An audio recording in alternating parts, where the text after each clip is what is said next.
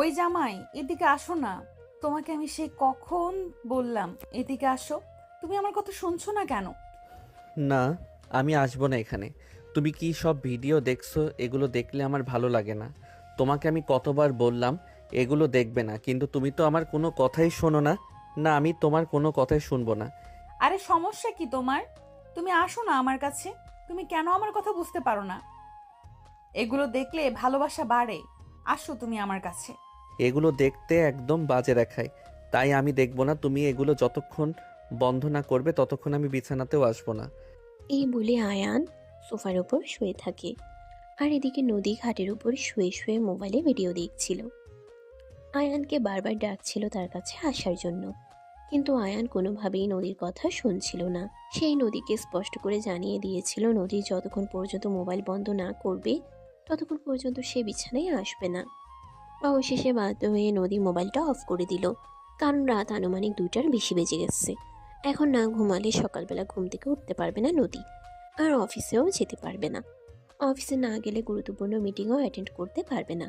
তাই নদী বাধ্য হয়ে মোবাইল অফ করে আয়ানকে বিছানায় ডাকতে লাগলো। এবার তো তুমি আসো। আমি মোবাইল অফ করে দিয়েছি। এবার তো আর আশা করি তোমার কোনো সমস্যা হওয়ার কথা না। আয়ান নদীর দিকে ফিরে তাকালো আর দেখতে পেল নদী ফোন অফ করেছে। তাই আয়ান সোফা থেকে উঠে নদীর পাশে এসে শুয়ে পড়ল।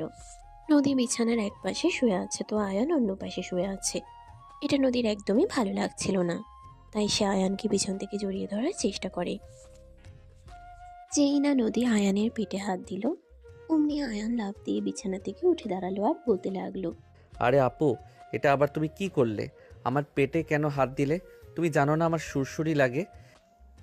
দেখ, আমি তোকে থাপ্পড় মেরে সবগুলো দাঁত ফেলে দিব বলে দিলাম। আমি তোর বউ লাগি, তুই আমাকে আপু বলে কেন ডাকিস? লজ্জা ছাড়া ছেলে কোথাকার। লজ্জা শরম কিছুই নেই তোর। কে বলেছে আমার লজ্জা শরম নেই? আমার লজ্জা লাগে বলেই তো আমি তোমার থেকে দূরে দূরে থাকি। আর তোমার কাছে আসলেই তো তুমি আমার শরীরে হাত দাও। নদীর ধমক খেয়ে কান্না করতে করতে এই কথাগুলো বলে আয়ান। নদী কি করবে কিছুই বুঝতে পারে না। তার মাথা একদমই খারাপ হয়ে গেছে। এখন তো সে মনে মনে পস্তাচ্ছে এরকম একটা হাদারাম মার্কা ছেলেকে বিয়ে করে। নিজের কপালে নিজেরই উষ্ঠা মারতে ইচ্ছে করছে, কেন যে এরকম একটা হাদা ছেলেকে বিয়ে করতে গেল। তবে এসব কিছু করার পিছনেও তো নদীর একটা কারণ ছিল, কিন্তু এখন নদীর মনে হচ্ছে এটাই সবচাইতে বড় ভুল। আপনারা বুঝতে পারছেন না তো কি হয়েছে? তো চলুন আমরা ফ্ল্যাশব্যাক থেকে ঘুরে আসি, আর আপনাদেরকে এই সম্পর্কের বিষয়টা খুলে বলি। আজ থেকে 1 সপ্তাহ আগের ঘটনা। নদী সবেমাত্র পড়াশোনা শেষ করে বাংলাদেশে এসেছে। এয়ারপোর্টে এসে পৌঁছাতেই দেখতে পেল তার ফ্যামিলি মেম্বাররা সবাই এয়ারপোর্টের বাইরে তার জন্য অপেক্ষা করছে। নদীর এত বছর পর নদীকে এত বছর পর দেখতে পেয়ে সবাই অনেক খুশি। সবাই মিলে অনেক আনন্দ উল্লাস করে নদীকে নিয়ে বাসায় চলে আসে। বাসায় এসে কলিং বেল চাপ দিতেই একটা ছেলে এসে দরজা খুলে দিল। নদী অবাক হয়ে ছেলেটার দিকে তাকিয়ে আছে। দেখতে কি সুন্দর মায়াবী চেহারা, একদম শিল্পের তুলিতে আঁকা ছবির মতো চেহারা। নদী বেশ কিছুক্ষণ ধরে হাঁ করে তাকিয়ে আছে ছেলেটার দিকে। তখনই পিছন থেকে নদীর আম্মু বলতে লাগলো। কিরে মা, কি হয়েছে? তুই এভাবে হাঁ করে এখানে দাঁড়িয়ে আছিস কেন? আম্মু, আমাদের বাসায় যে ছেলেটা কে? ও ও আমাদের বাসার কাজের ছেলে। এই বলে নদীর আম্মু নদীকে নিয়ে বাড়ির ভিতরে চলে আসে। সবাই মিলে ড্রয়িং রুমে বসে বেশ কিছুক্ষণ বিশ্রাম নেয়, গল্প গুজব করে। নদী সবার জন্য যেসব শপিং নিয়ে এসেছিল সবগুলো সবার হাতে তুলে দেয়। সবাই গিফট পেয়ে অনেক বেশি খুশি হয়। আর এদিকে নদী তখনও ড্রয়িং রুমে বসে সেই ছেলেটাকে দেখছিল, যে ছেলেটা কিনা বাড়িতে আসার পর দরজা খুলে দিয়েছিল। কিন্তু সেই ছেলেটা নদীর চক্ষু সীমানার মধ্যে আর পড়ল না। অবশেষে নদীর আম্মু নদীকে নিজের রুমে চলে যেতে বলল। নদীর ছোট বোন নদীকে নিয়ে রুমের ভিতরে চলে গেল। এদিকে আয়ান তখন রান্নাঘরে কাজ করছিল। নদী আসবে, এই বাড়ির বড় মেয়ে বলে কথা, তার জন্য বিশাল আয়োজন আর সব রান্না বান্নার দায়িত্ব পড়েছে আয়ানের উপর। কারণ আয়ান খুবই ভালো করে রান্না করে তাই। এমনিতে আয়ান নিজেও কাজ করতে খুব ভালোবাসে। সে যখন কাজ করতে থাকে তখন একাধারে কাজ করতেই থাকে। যতক্ষণ পর্যন্ত কাজ শেষ না হয় ততক্ষণ পর্যন্ত সে কোনো দিকে ফিরে তাকায় না। নদী রুমে এসে ফ্রেশ হয়ে নিল, ততক্ষণ তার ছোট বোন তার রুমে বসে আছে। নদী তখনই হঠাৎ করে তার ছোট বোনকে বলতে লাগলো। তিশা, আমাদের বাসায় যে ছেলেটাকে দেখলাম, ছেলেটা কে রে? কেন? আম্মু কি বললো? তুমি শুনতে পাওনি নাকি? নদী তখন আর কোনো কথা বলল না, চুপচাপ নিজের চুল আঁচড়াতে লাগলো। এভাবে চলে গেল বেশ কিছুক্ষণ সময়। এদিকে দুপুরে খাবার খাওয়ার সময় হয়ে এসেছে। আয়ান সবার জন্য খাবার ডাইনিং টেবিলে সাজিয়ে রেখেছে। তখনই নদীর আম্মু নদী এবং তার ভাই বোনদেরকে খাবার টেবিলে ডেকে নিল। সবাই একসঙ্গে খাবার টেবিলে খেতে বসলো। তখনই নদী তার আম্মুকে বলতে থাকে, আম্মু, সবাইকে এখানে দেখছি, কিন্তু ওই ছেলেটাকে এখানে দেখছি না যে। সে কোথায়? সে আসেনি কেন? সে খাবার খাবে না নাকি? দেখো, ও আমাদের বাড়ির কাজের ছেলে। ওকে লাই দিয়ে মাথায় উঠানোর কোনো প্রয়োজন আছে বলে আমি মনে করছি না। মানে কি এসবের? ও আমাদের বাড়ির কাজের ছেলে হয়েছে তো কি হয়েছে? আমরা সবাই এখানে খাবার খাচ্ছি, সে কেন খাবে না? আপু প্লিজ, কথা বাড়িও না। খাবার খেতে বসেছি, চুপচাপ খাবার খাও। সবাই এমনভাবে বলছে যেন নদী কোনোভাবেই আয়নকে খাবার টেবিলে ডেকে না নেয়।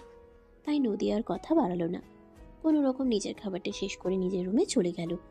বিছানার উপর শুয়ে শুয়ে ভাবতে লাগলো আসলে ব্যাপারটা কি। আগে যখন বাড়িতে কাজের লোক থাকতো তখন তো ওই কাজের মেয়েটা তাদের সঙ্গে বসে খাবার খেত, তবে এখন কি হয়েছে সেটাই নদীর মাথায় ঢুকছে না।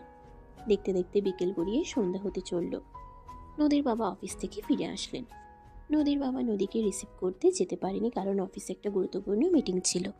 নদীর বাবা মিটিং ক্যান্সেল করে নদীকে রিসিভ করার জন্য যেতে বলেছিল, কিন্তু নদী সেটাতে রাজি হয়নি। তার কাছে কাজটাই সবচাইতে আগে বেশি ইম্পর্টেন্ট। আগে কাজ, তারপর অন্য কিছু।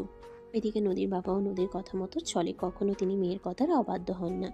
তাই নদী নিষেধ করাতে তিনি আর গেলেন না। নদীর বাবা বাড়ি ফিরে এসে ড্রয়িং রুমে বসেই নদীকে ডাকতে লাগলেন। কই রে মা, আমি চলে এসেছি, আয়, তোকে কত বছর সামনে দেখি না। নিজের রুমে শুয়ে থেকে বাবার গলার আওয়াজ শুনে নদী আর এক মুহূর্তও দেরি করলো না।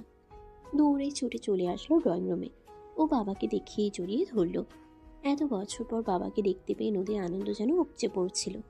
একদম ছোট বাচ্চাদের মতো বাবাকে জড়িয়ে ধরে চুমু খাচ্ছে নদী। নদীর বাবাও মেয়েকে পেয়ে আনন্দে আত্মহারা। যদিও বাড়িতে আরও একটা ছেলে একটা মেয়ে রয়েছে, কিন্তু নদী তাদের প্রথম সন্তান। নদীর প্রতি অন্যরকম একটা মায়া আর ভালোবাসা কাজ করে। নদীর বাবা নদীকে পাশে বসিয়ে বলতে লাগলেন, এই তো যখন বাবার জন্য দরদ, তাহলে রিপিট, এতই যখন বাবার জন্য দরদ, তাহলে এত বছর তো অনেকবার বলছি দেশে আসার জন্য, কিন্তু তুই তো একটা বারের জন্য দেশে আসলি না। কি করেছিলি আমাদের ছাড়া? কি করব বাবা, তুমি তো ভালো করেই জানো আমি পড়াশোনার জন্য দেশের বাইরে গিয়েছি। এখন যদি দেশে চলে আসি তাহলে পড়াশোনার প্রতি মনোযোগ নষ্ট হয়ে যাবে। তাই আমি আর দেশে আসতে চাইনি। পড়াশোনা শেষ করে তবে একেবারেই চলে এসেছি। হ্যাঁ ভাই, এটা একদম তুই খুব ভালো কাজ করছিস, এর জন্য আমি তোর প্রতি অনেক খুশি। যাই হোক আল্লাহ পাক রব্বুল আলামিন তোকে পড়াশোনা শেষ করিয়ে সুস্থ সফলভাবে আমাদের কাছে ফিরিয়ে দিয়েছেন, তার জন্য লাখো কোটি শুক্রিয়া। তারা একসঙ্গে বসে গল্প করতে থাকে। তখনই নদীর বাবা আয়ানের নাম ধরে ডাক দেয় আর ওনার জন্য চা নিয়ে আসতে বলে। কিছুক্ষণের মধ্যেই চা বানিয়ে ড্রয়িং রুমে এসে উপস্থিত হয়। তখনই তিনি আয়ানকে বলতে থাকেন, আয়ান, এই হলো আমার বড় মেয়ে নদী, আয় এখানে তোর সঙ্গে পরিচয় করিয়ে দেই। এই বলে নদীর বাবা আয়ান ওনার পাশে বসতে না চাইলেও জোর করে নিজের পাশে বসালেন। আর তারপর নদীর দিকে তাকিয়ে বলতে লাগলেন, মা, এই হলো আয়ান, তোর ছোট চাচার ছেলে। কথাটা শুনে ভীষণ রকম অবাক হলো, কারণ সে যখন বাড়িতে এসেছিল তখন তার মায়ের কাছে জিজ্ঞাসা করার সময় বলেছিল আয়ান এই বাড়ির কাজের ছেলে। তার ছোট বোনও সেম কথাই বলেছে। আর এখন তার বাবার কথা শুনে সে যেন আকাশ থেকে পড়ল। তখনই সে তার বাবাকে বলতে লাগলো, মানে কি এইসবের? আমি তো কিছুই বুঝতে পারছি না। যখন আম্মুর কাছে জিজ্ঞাসা করলাম বলল ও নাকি এই বাড়ির কাজের ছেলে। তৃষাও আমাকে সেম কথাই বলল। আসলে তোকে যে কি বলি আমি সেটাই ভেবে পাচ্ছি না। এই বলে নদীর বাবা বলতে শুরু করলেন। নদী দেশের বাইরে গিয়েছে মোটামুটি প্রায় 5 বছরের মতো। তাছাড়া নদী শহরেই বড় হয়েছে, ছোটবেলা থেকেই শহরে থাকা, কারণ তার বাবা শহরে চাকরি করত। আর তাদের ফ্যামিলি মানে চাচা চাচি ফুফুরা সবাই গ্রামের বাড়িতেই থাকতো। তারা সবসময় খুবই ব্যস্ত থাকতো, যার কারণে গ্রামের বাড়িতে সেরকমভাবে যাওয়া হয়ে উঠতো না। এদিকে নদী বড় হওয়ার সঙ্গে সঙ্গে পড়াশোনার চাপ বাড়তে থাকে। নদী পড়াশোনার প্রতি বরাবরই খুবই মনোযোগী। সে পড়াশোনাতে কখনোই ফাঁকি দেওয়ার চেষ্টাও করতো না। সবাই খুব ব্যস্ত থাকে আর কখনোই সেরকম গ্রামের বাড়িতে যাওয়া হয়ে উঠতো না। যদিও নদীর বাবা মাঝে মধ্যে গেলে 5-6 বছর পর পর যেতেন, তাও বেশি হলে 2 দিনের জন্য, আর তারপরেই আবার শহরে ফিরে আসতেন। নদী দেশের বাইরে যাওয়ার 2 মাস পরে আয়ানের বাবা মারা যায়, আর তখনই খবর পান নদীর বাবা। আপন ভাইয়ের মৃত্যুতে তিনি ভীষণভাবে ভেঙে পড়েন আর ছুটে যান গ্রামের বাড়িতে। আয়ান ছিল তার বাবার একমাত্র সন্তান। আয়ানের আম্মু মারা গিয়েছিল আয়ানের জন্মের পরপরই। তারপর তার বাবা তাকে মানুষ করেছে। তার দাদা দাদুও মরে গেছিল অনেক আগেই। নদীর বাবা যখন গ্রামের বাড়িতে গিয়ে দেখতে পেল আয়ানের দেখাশোনা করার জন্য কেউ দায়িত্ব নিতে চাইছে না, কারণ আয়ান একটু হাবলা টাইপের। অবশেষে বাধ্য হয়ে নদীর বাবা আয়ানকে তাদের বাড়িতে নিয়ে আসেন। কিন্তু সেই পর্যন্ত যদি সবকিছু সমাধান হয়ে যেত তাহলে তো হতো, কিন্তু তখন বাঁধল আরেক বিপত্তি।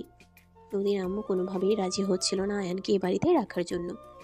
তিনি কোনোভাবেই একজন বাকি মানুষকে এ বাড়িতে রাখবেন না। তবে আয়ান ছিল খুব পরিশ্রমী একটা ছেলে। গ্রামের বাড়িতে থেকে সে ক্লাস 10 পর্যন্ত পড়াশোনা করেছে। তারপর থেকে বাবাকে সংসার এবং অন্যান্য সব কাজে সহযোগিতা করত। তাই আয়ান সংসারের কাজ পারত, তাকে কেউ হুকুম করার আগেই খুব সুন্দরভাবে গুছিয়ে নিতে পারত, যে কারণে আয়ান নদীর আম্মুর মনে জায়গা করে নিতে পারে। আর তারপরে নদীর আম্মু আয়ানকে এ বাড়িতে থাকার জায়গা দেন। এসব কথা শোনার পর নদী ভীষণ রকম রেগে গেল, আর তখনই সে চিৎকার চেঁচামেচি শুরু করে তার আম্মুকে ড্রয়িং রুমে নিয়ে আসলো। আম্মু আম্মু, কোথায় তুমি?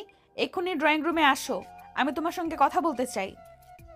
নদীর এমন চিৎকারে চেঁচামেচিতে তার আম্মু বাধ্য হয়ে ড্রয়িং রুমে চলে আসেন, আর তখনই তিনি নদীকে বলতে থাকেন, কি ব্যাপার, কি হয়েছে? তুমি এভাবে চিৎকার চেঁচামেচি করছো কেন? আমি কেন চিৎকার করছি সেটা আমাকে জিজ্ঞেস করছো? কিন্তু তোমরা যে এত বড় একটা অন্যায় করেছো সেটা তো আমি তোমাদেরকে একবারও জিজ্ঞেস করতে পারলাম না। আমরা আবার কি করলাম সেটাই তো বুঝতে পারছি না। তখনই নদী সবকিছু বলল, কেন আয়ানকে তারা বাড়ির কাজের ছেলে হিসেবে পরিচয় দিয়েছে। আয়ান তো তাদের বাড়ির ছেলে, আয়ানের সঙ্গে তাদের রক্তের সম্পর্ক, তাহলে কেন তারা এরকম করেছে? তখন নদীর আম্মু নদীকে বলতে থাকেন, দেখো মা, তুমি এসব বুঝবে না, আর যেই সব কিছু তুমি বুঝবে না সে সব কিছুতে তুমি নিজেকে ইনভলভ করো না, তাতেই আমরা সবাই অনেক বেশি খুশি হব। এখানে যদি বাইরের কোনো মানুষ থাকতো তাহলে আমি বিন্দু পরিমাণও কথা বলতাম না, কিন্তু এখন যেটা তোমরা করেছো তারপর আমি কথা না বলে আর থাকতে পারছি না। এখানে আমাকে কথা বলতেই হবে। তোমরা আমাকে জবাব দাও, কেন তোমরা এরকম করছো? কেন আয়ানকে বাড়ির কাজের ছেলে হিসেবে আমার সঙ্গে পরিচয় করিয়ে দিয়েছো? নিজের মেয়ের এমন কথা মেনে নিতে পারছেন না নদীর আম্মু। তিনি কখনো ভাবতেও পারেননি যে ওনার সঙ্গে এভাবে জেরা করে কথা বলবেন।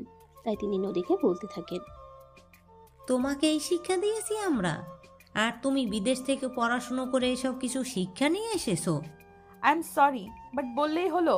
তোমরা আমাকে যেটা শিক্ষা দিয়েছো আর আমার বই আমাকে যেটা শিক্ষা দিয়েছে সেটা সম্পূর্ণই আলাদা। মানে তুমি কি বলতে চাইছো?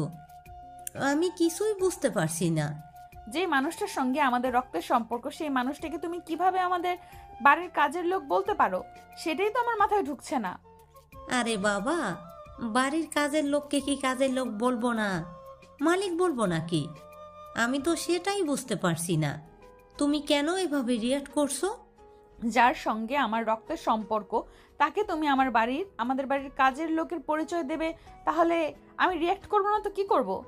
এভাবেই মা মেয়ের মধ্যে তর্ক বিতর্ক চলতে থাকে। তখনই নদীর বাবা নদীকে অনেক রিকোয়েস্ট করেন আর এভাবে মায়ের সঙ্গে তর্ক করতে নিষেধ করেন। নদীর বাবার পরম ভক্ত মেয়ে, তাই নদী তার মায়ের সঙ্গে আর কোনো তর্ক করলো না। তবে সবাইকে একটা কথা পরিষ্কারভাবে জানিয়ে দিল, বাড়িতে যেন অন্য কাজের লোক নিয়ে আসা হয়, আর আয়ান এই বাড়িতে বাড়ির ছেলের মতোই থাকবে এবং পড়াশোনা কন্টিনিউ করবে। এই বলে সে ড্রয়িং রুমে আর এক মুহূর্তও দেরি না করে নিজের রুমে চলে গেল। তার আম্মু ভীষণ রকম অবাক হলো। আর আয়ান এই বাড়িতে বাড়ির ছেলের মতোই থাকবে এবং পড়াশোনা কন্টিনিউ করবে, এই বলে সে ড্রয়িং রুমে আর এক মুহূর্তও দেরি না করে নিজের রুমে চলে গেল। আর নদীর আম্মু ভীষণ রকম অবাক হলো। নদী ওনার মুখের উপরে এভাবে কথা বলবে তিনি এটা কোনোদিন কল্পনাও করেনি। নিজের মেয়েকে তো কিছু বলতে পারেননি, কিন্তু প্রচণ্ড পরিমাণে ক্ষেপে গেলেন। আর আয়ানের উপর তিনি মনে মনে ভাবতে লাগলেন, আয়ান হয়তো নিজেই নিজেকে এসব কথা বলেছে। তাই নদী সেখান থেকে চলে যাওয়ার পরপরই আয়ানের গালে ঠাস ঠাস করে বেশ কয়েকটা চড় বসিয়ে দিয়ে বলতে লাগলো, এই ছোট লোক কোথাকার, নিজের মা বাবা তো খেয়েছিস, তা তো তোর ইচ্ছে পূরণ হয়নি, এখন তুই আমার মেয়েটার মাথা খাচ্ছিস? এটা আমি তোকে কোনোভাবেই করতে দিব না। এত জোরে থাপ্পড় দেয় নদীর আম্মু, আয়ান একদম কান্না করে দেয়। থাপ্পড়ে তাল সামলাতে না পেরে সোফার উপর ছিটকে পড়ে যায়। কিছুক্ষণ পর নিজেকে সামনে নিয়ে উঠে দাঁড়ায় আর কান্না করতে করতে নদীর আম্মুকে বলতে থাকে, বড় আম্মু, প্লিজ তুমি আমার কথা বিশ্বাস করো। আমি নদী আপুকে কোনো কিছুই বলিনি। যা বলার বড় আব্বু বলেছে। আমি তো আপুর সঙ্গে কথাও বলিনি। চুপ কর ছোট লোকের বাচ্চা। যেই আমার মেয়েটা বাড়িতে এসেছে অমনি তুই আমার মেয়ের মাথায় কুবুদ্ধি দেওয়া শুরু করেছিস, তাই না? এতক্ষণ ধরে সবকিছু চুপচাপ সহ্য করে দেখছিল নদীর বাবা। তিনি আর সহ্য করতে পারলেন না, নদীর আম্মুর উপর চিৎকার দিয়ে বলতে লাগলেন, চুপ করো, তুমি আর একটাও কোনো কথা বলবে না। কেন তুমি করছো এই ছেলেটার সঙ্গে এরকম? এখানে তো ওর কোনো দোষ নেই। যা করার সব আমি করছি এবং তোমার মেয়েকে সব আমি বলছি। তাহলে তুমি ওকে কেন দোষারোপ করছো? আমি তো সেটাই বুঝতে পারছি না। নদীর আম্মুর আগে ফুসফুস করতে করতে সেখান থেকে চলে গেলেন আর আয়ানের দিকে অগ্নিদৃষ্টি নিক্ষেপ করলেন। আয়ান তখনও সেখানে দাঁড়িয়ে নিচের দিকে তাকিয়ে অঝরে কান্না করছে। নদীর বাবা আয়ানের পাশে এসে দাঁড়ালো আর তারপর আয়ানের কাঁধে হাত রেখে বলতে লাগলো, কাঁদিস না বাবা, তোর জন্য শুভ সময় প্রসন্ন দেখবি। তোর জন্য খুব তাড়াতাড়ি ভালো কিছু অপেক্ষা করছে। এই বলে তিনি আয়ানের চোখের জল মুছে দিয়ে নিজের রুমে চলে গেলেন। সারাদিন অফিস শেষ করে ক্লান্ত হয়ে গেছেন তিনি। শরীর যেন আর চলতে চাইছে না। প্রতিদিন অফিস শেষ করে আয়ানের হাতে এক কাপ চা খেলে ওনার শরীরের সমস্ত ক্লান্তি চলে যায়। কিন্তু আজ তো সেটাও হলো না। ঘটে গেল এক উচ্ছৃঙ্খল ঘটনা। তাই তিনি চা না খেয়ে ক্লান্ত শরীর নিয়েই নিজের রুমে গিয়ে বিছানায় শুয়ে থাকেন। রাত 10টা। আয়ান সবকিছুর পরেও রাতের খাবার তৈরি করে সবার জন্য ডাইনিং টেবিলে খাবার প্রস্তুত করে। নদীর আম্মু রুমে গেল খাবার তৈরি হয়েছে সেটা জানানোর জন্য। কিন্তু রুমের দরজার সামনে দাঁড়িয়ে আয়ান অনুমতি চাইল, কারণ এই বাড়ির কোনো রুমের ভিতরে আয়ানের অনুমতি ছাড়া প্রবেশ করার অনুমতি নেই। তাই সে দরজার সামনে দাঁড়িয়েই নদীর আম্মুকে ডাক দিল। বড় আম্মু, খাবার তৈরি করা হয়ে গেছে। সবাই খাবার টেবিলে আসতে পারো। এই বলে সে সেখান থেকে চলে গেল আর এদিকে নদীর আম্মু কিছুক্ষণের মধ্যেই রুম থেকে বের হয়ে সবাইকে খাবার টেবিলে ডেকে নিল। এদিকে নদী তখনও খাবার টেবিলে এসে আয়ানকে কোথাও দেখতে না পেয়ে বলতে লাগলো, কি ব্যাপার, আয়ানকে এখনো কোথাও দেখতে পাচ্ছি না কেন? সে খাবার টেবিলে আসেনি কেন? নদীর কথায় কেউ কোনো কথা বলছে না, চুপচাপ নিজেদের মতো বসে আছে।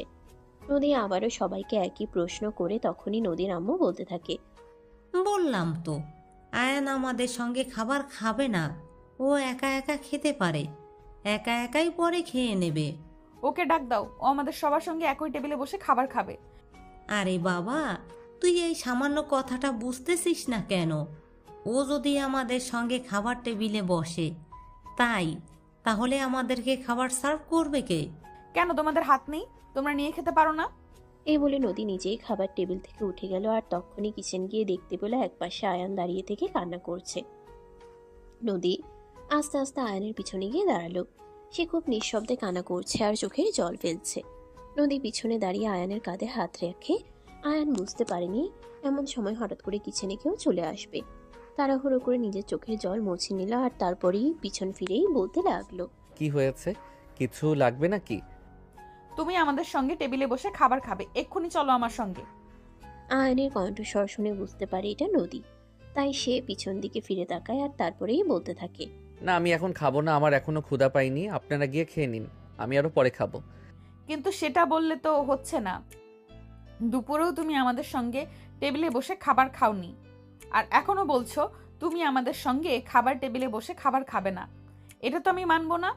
আরে আপু, আপনি এখনো কেন এখানে দাঁড়িয়ে আছেন? চলে যান না। সবাই খাবার টেবিলে আপনার জন্য অপেক্ষা করছে। কিছু লাগলে বলুন, আমি খাবার টেবিলে পৌঁছে দিচ্ছি। তোমাকে লাগবে খাবার টেবিলে, তুমি চলো আমাদের সঙ্গে বসে খাবে। এই বলে আয়ান আসতে না চাইলেও নদী আয়ানের হাত ধরে টানতে টানতে খাবার টেবিলে নিয়ে আসলো আর নদীর পাশের চেয়ারটায় বসিয়ে একটা প্লেটে আয়ানের জন্য খাবার বেড়ে দিল। আয়ান কোনোভাবেই টেবিলে বসে খাবার খেতে চাইছিল না আর তখনই নদী আয়ানকে একটা ছাড়ি দেয় আর বলতে থাকে, তুমি যদি এখন আমাদের সঙ্গে এখানে বসে খাবার না খাও তাহলে কিন্তু আমি নিজেই খাবার টেবিল ছেড়ে উঠে চলে যাব বলে দিলাম। আয়ান তখন নদীর কথা শুনে ভয় পেয়ে যায়, কারণ আয়ানকে নদী খুব জোরে জোরে ধমক দিয়ে কথাগুলো বলছিল। আয়ান বাধ্য হয়ে এই টেবিলে বসে খাবার খেতে শুরু করে আর এসব দেখে নদীর আম্মু আর নদীর ছোট বোন আর তার ভাই রাগে ফুসফুস করতে থাকে। তারা এটা কোনোভাবেই মেনে নিতে পারছিল না। তারা মনে মনে ভাবছিল আয়ান টেবিলে বসে খাবার খাওয়া মানে তাদেরকে অপমান করা। কাজের ছেলের সাথে তারা একই টেবিলে বসে খাবার খাবে এটা তারা কোনোভাবেই মেনে নিতে পারছিল না। তাই প্রথমে নদীর আম্মু খাবার টেবিল থেকে উঠে চলে গেল, আর তারপর নদীর ছোট বোন আর ছোট ভাই। এসব দেখে আয়ান ভয়ে একদম কান্না করে দিল। সে খুব ভালোভাবেই বুঝতে পারছে এর পরিণাম কি হতে পারে।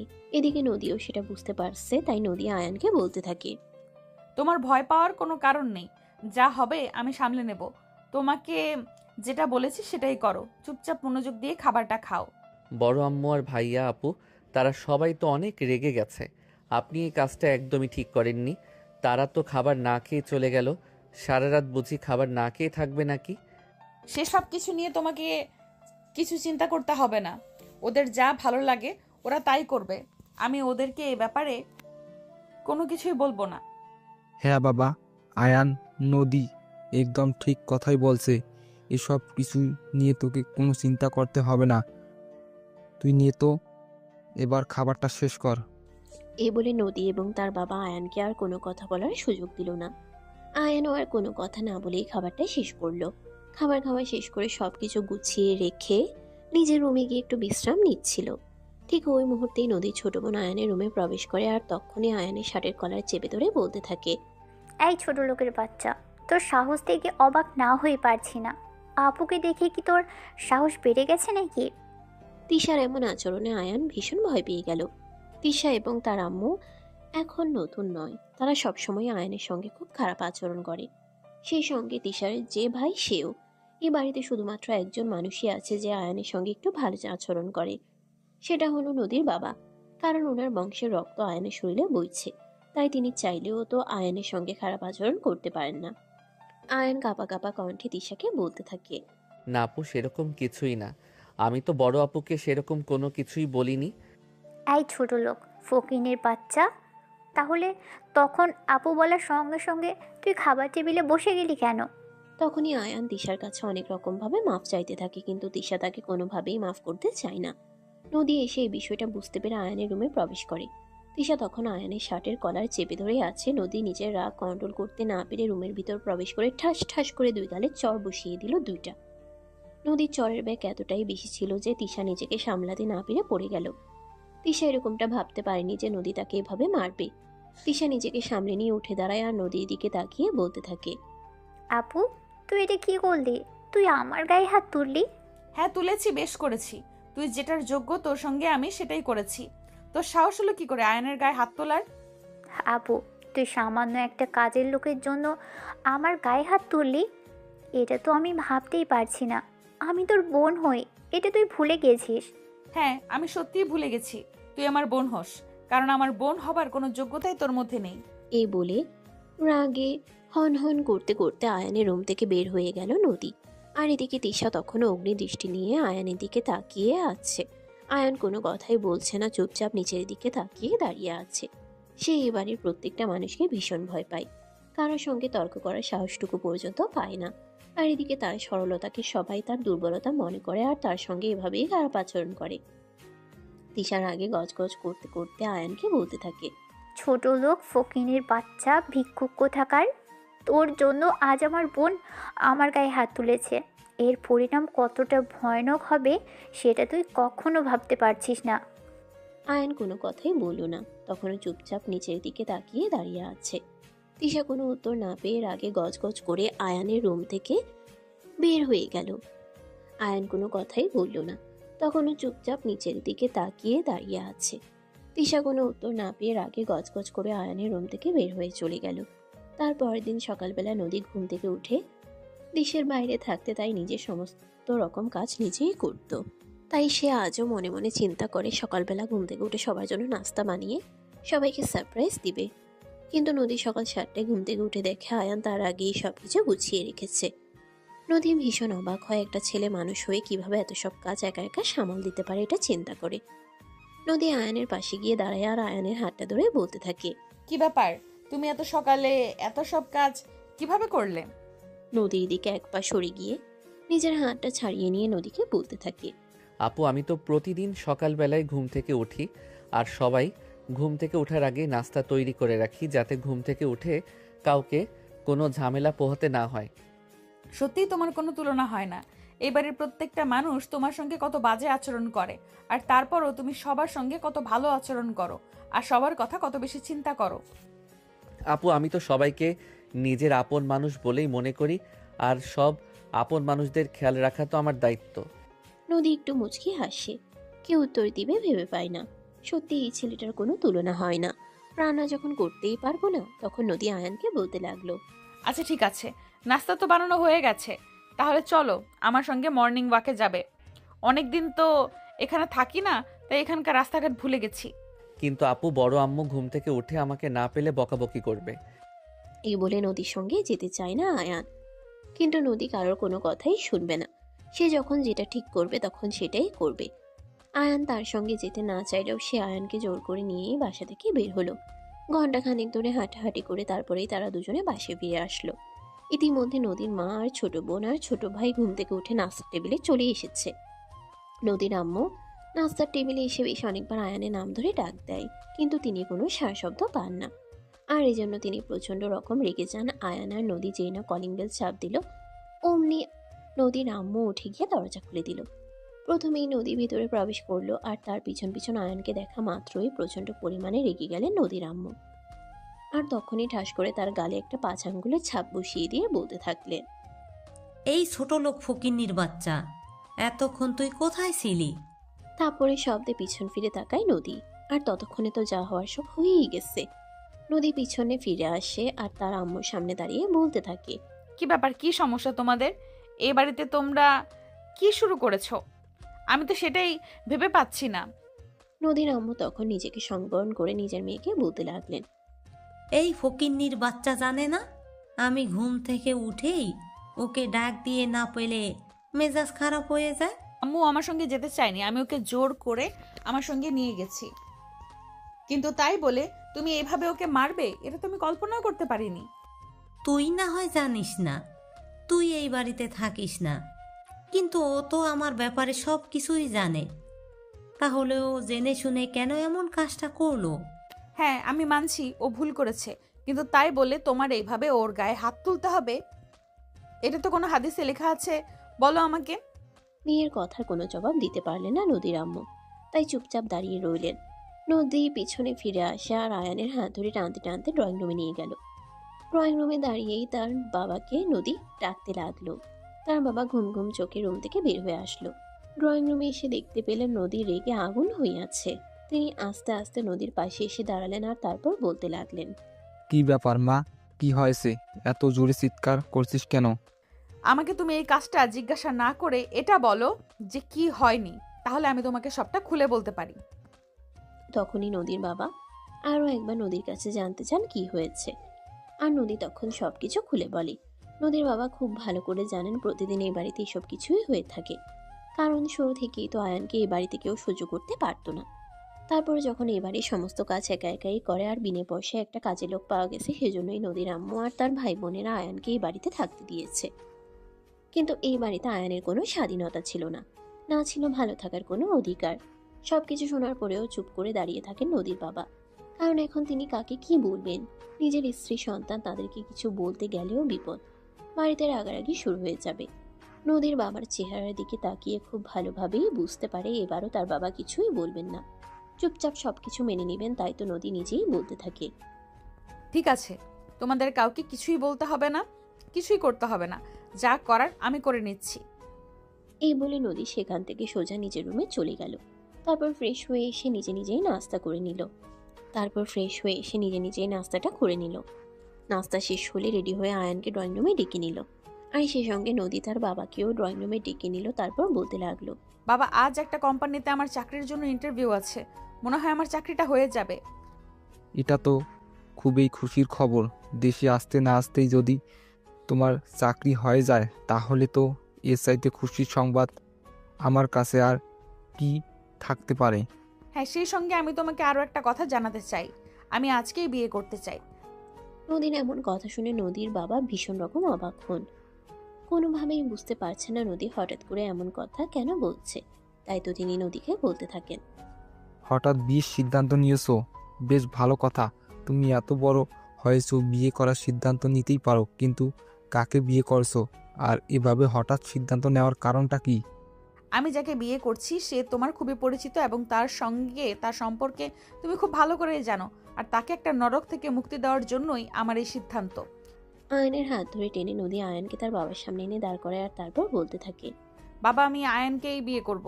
ঠিক ওই মুহূর্তেই সিঁড়ি দিয়ে নিচে নামছিলেন নদীর আম্মু। মেয়ের এমন কথা শুনে প্রচন্ড রকম রেগে যান তিনি আর চিৎকার করে বলতে লাগলেন। এসব কোন ধরনের ফাজলামো? তুমি কি সব কিছু ফাজলামো হয়েছো নাকি? আমি তো সেটাই বুঝতে পারছি না। আম্মু প্লিজ কুল ডাউন। তুমি এভাবে উত্তেজিত হয়েও না, তোমাকে উত্তেজিত হতে বলিনি আমি। তাহলে তুই এসব কি শুরু করছিস? নদী তার মায়ের কথার কোনো জবাব দিল না।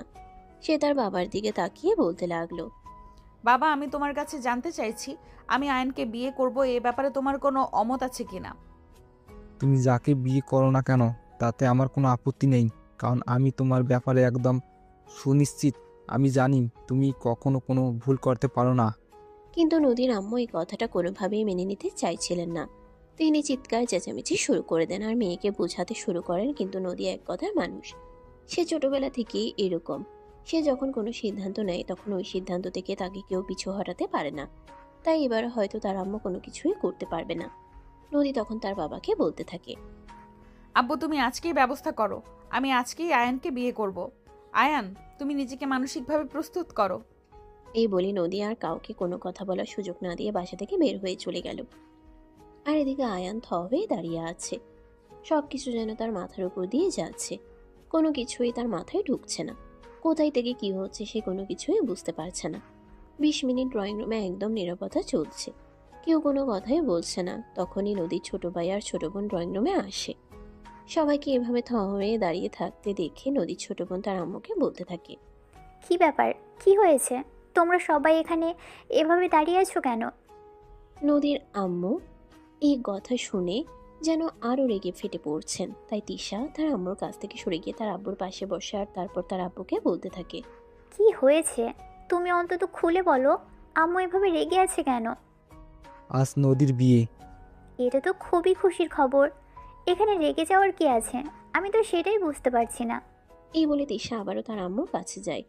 আর সেই কথাটা বলতেই থাকে। এটা শুনেতে তিশার আম্মু আরো বেশি রেগে গেল।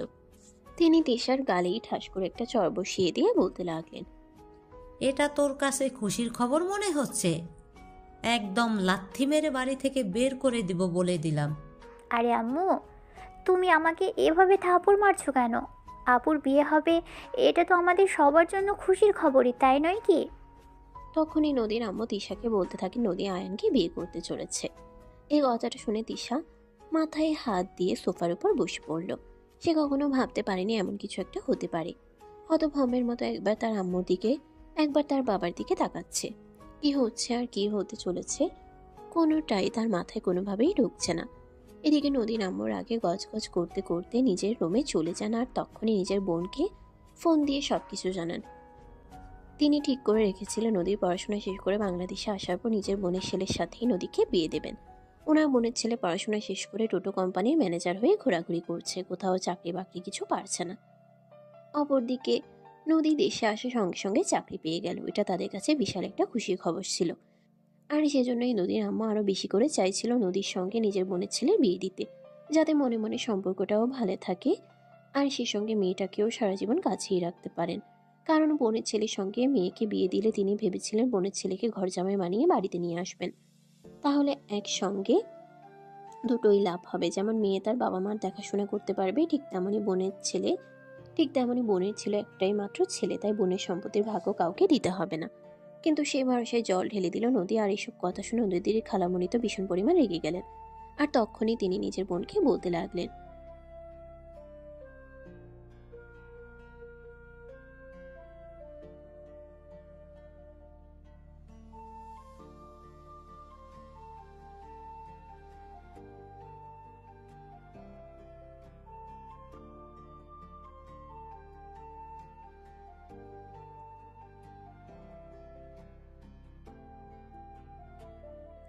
সেই চিন্তা কি আমার নেই নাকি?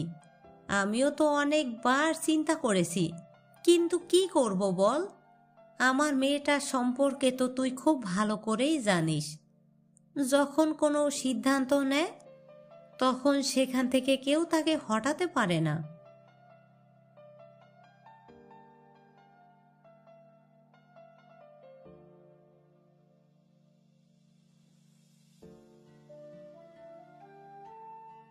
এই বলে ফোন কেটে দেন নদীর খালামণি।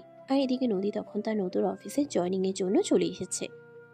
ভাই ভাই রুমে বসে আছে, কিছুক্ষণের মধ্যেই দুজন ভদ্রলোক এসে ওই রুমে প্রবেশ করলেন। নদী দাঁড়িয়ে তাদের দুজনকে সালাম প্রদর্শন করলো। ঠিক তখনই তাদের মধ্য থেকে অপেক্ষাকৃত বয়স্ক লোককে বলতে লাগলেন, ইয়েস স্যার, আপনি একদম ঠিক বলতে পেরেছেন। আমি আপনার জন্যই অপেক্ষা করছিলাম।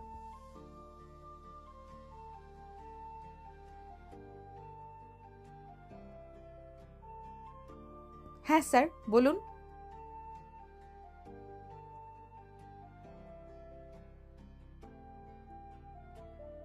হ্যাঁ স্যার, আপনি একদম ঠিক কথাই বলেছেন। আমি এই 2 দিন হলো বাংলাদেশে ফিরে এসেছি।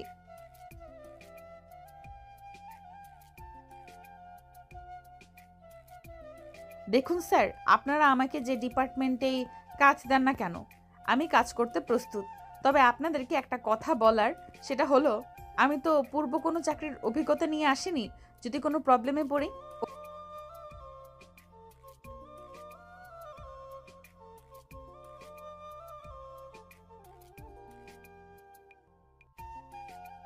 ওকে sir, thank you, thank you so much. Sir, আমি এখনই কোনো কিছু আশা করছি না বা কিছু করতে চাইছি না। আগে আপনারা আমার কাজ দেখুন, তারপর আমার কাজের উপর ডিপেন্ড করে আমার স্যালারি নির্ধারণ করবেন। এটাই আপনাদের কাছে আমার প্রত্যাশা।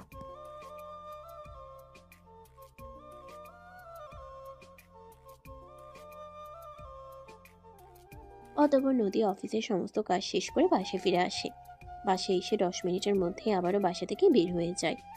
সন্ধ্যার দিকে বাসায় ফিরে আসে আর বাসায় এসে দেখতে পায় ড্রয়িং রুম ভর্তি মেহমান। নদীর নানার বাড়ি আর খালার বাড়ির সব মেহমান তাদের বাসায়। নদী তাদেরকে দেখেই বলতে থাকে, বাহ, সবাই দেখে আমি আসার খবর পেয়ে বাসায় চলে এসেছে। আমি তো কাউকে এখনো জানিনি যে বাসায় এসেছিলাম। তখনই মাঝখান থেকে নদীর খালাতো ভাই উঠে এসে নদীর সামনে দাঁড়িয়ে বলতে থাকে, তুমি বাংলাদেশে এসেছো আর খবরটা আমি জানি না, এমনটাও আমাকে দেখতে হলো। এই কথা শুনে নদী বলতে থাকে, জয় তার জীবনে এমন কোনো ইম্পর্টেন্ট ব্যক্তি নয় যে সে বাংলাদেশে এসেছে। এই খবরটা জয়কে জানতেই হবে। এমন কথায় ভীষণ রকম হতাশ হয় জয় এবং উপস্থিত সবাই। তারা কেউ কল্পনাও করেনি নদী সবার সামনে জয়কে এভাবে অপমান করবে।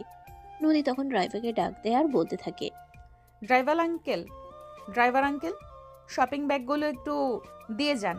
ড্রয়িং রুমে বসা সবাই ভেবেছিল নদী হয়তো বাসায় মেহমান এসেছে সেই জন্য এবং বাসা সবার জন্য শপিং করে এনেছে। কিন্তু পরক্ষণে সবার ধারণা বদলে দিল নদী। ড্রাইভার যেই না শপিং ব্যাগগুলো নিয়ে ড্রয়িং রুমে পৌঁছালো, তখনই নদী আয়ানের নাম ধরে ডাকতে লাগলো। আয়ান তখন কিচেনে সবার জন্য রান্নাবান্নায় ব্যস্ত ছিল। নদীর ডাক শুনে আয়ান ড্রয়িং রুমে ছুটে আসে। সেখানে এসে পৌঁছানো মাত্রই নদী বেশ কয়েকটা শপিং ব্যাগ আয়ানের দিকে বাড়িয়ে দিয়ে বলতে লাগলো, এই নাও, এগুলো তোমার জন্য নিয়ে এসেছি। এক্ষুনি আজ বিকেলে পড়বে, কেমন? কিন্তু এগুলো কিসের জন্য? আমার তো জামা কাপড় রয়েছে, গত বছর ঈদেই বড় আব্বু আমাকে কিনে দিয়েছে। দেখো, একদম বেশি কথা বলবে না। বেশি কথা বলা আমার একদমই পছন্দ না। তোমাকে না আমি একবারই বলে দিয়েছি আজ আমরা দুজন বিয়ে করব। কিন্তু কোনো চিন্তা নাই, আমি যেটা বলেছি সেটাই শুনতে হবে। আমার মুখের উপর কথা বলা আমি একদমই পছন্দ করি না। যাও, এগুলো নিয়ে চলে যাও এখান থেকে। এই বলে নদী আয়ানকে আর কোনো কথা বলার সুযোগ দিল না। আয়ানও তখন নদীর কথা শুনে চুপচাপ সেখান থেকে চলে গেল। শপিং ব্যাগগুলো নিজের রুমে রেখে আবারও চলে গেল কিচেনে রান্না করার জন্য। এদিকে সবকিছুই এতক্ষণ ধরে ড্রয়িং রুমে বসে সবাই দেখছিল। নদী নিজের রুমে চলে যাওয়ার পরেই ড্রয়িং রুমে আবারও জটলা শুরু হয়ে গেল। খালামণি, এসব কি হচ্ছে? আমি তো কিছুই বুঝতে পারছি না। তোমার মেয়ে আমাকে এখানে বসিয়ে রেখে কাজের ছেলের হাতে শপিংটা তুলে দিল। আরে বাবা, আমার মাথা খারাপ হয়ে গেছে বলেই তো আমি তোদেরকে এখানে ডেকে পাঠিয়েছি। তাদেরকে কি আমি শুধু শুধু এখানে ডেকে পাঠিয়েছি নাকি?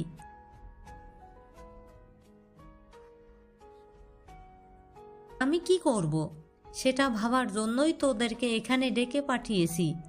একা একা তো কোনো সিদ্ধান্তই নিতে পারছিলাম না। কিছু একটা কর, আমার সামনে দিয়ে আমার খাবার অন্য কেউ খেয়ে নেবে, এটা আমি সহ্য করতে পারবো না। আমি কিয়ামত করে ছেড়ে দিব বলে দিলাম। এরপর আবারও ড্রয়িং রুমে সবাই মিলে চিন্তা করতে থাকে কিভাবে কি করা যায়। আর এদিকে দেখতে দেখতে দুপুর ঘনিয়ে বিকেল হতে চলল।